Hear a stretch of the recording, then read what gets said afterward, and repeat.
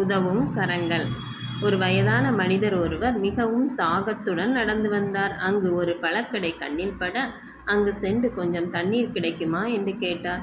அதற்கு அந்த கடைக்காரர், தண்ணீர் இல்லை, காசு இருந்தால் ஜூஸ் தருகிறேன் என்றார். அதற்கு அந்த முதியவர், என்னிடம் ₹1 மட்டும்தான் இருக்கிறது, மிகவும் தாகமாக இருக்கிறது, தண்ணீர் கொடுங்கள் என்றார். அந்த கடைக்காரர், அதெல்லாம் கிடையாது என்று விரட்டிவிட்டார். அப்பொழுது இதை வேடிக்கை பார்த்த ஒரு சிறுவன், என் வீட்டிற்கு வாருங்கள், தண்ணீர் தருகிறேன் என்று அவரை அவனது குடிசை வீட்டில் அழைத்து சென்று அவனது அம்மாவிடம் தண்ணீர் கொடுங்கள் என்றான். அவன் அம்மா அந்த முதியவருக்கு தண்ணீர் கொடுத்தான்.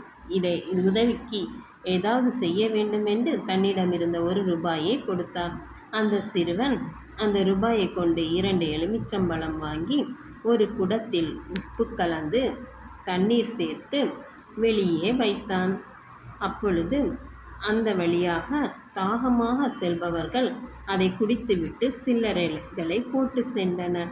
இந்த சேவையை பல நாள்கள் செய்து கொண்டிருந்தான். நாளடைவில் நல்ல வளர்ச்சியடைந்து 4-5 பழக்கடைகளுக்கு சொந்தக்காரன் ஆகிவிட்டான். இதனால் நாமும் முடிந்தவரை பலருக்கு உதவி செய்வோம்.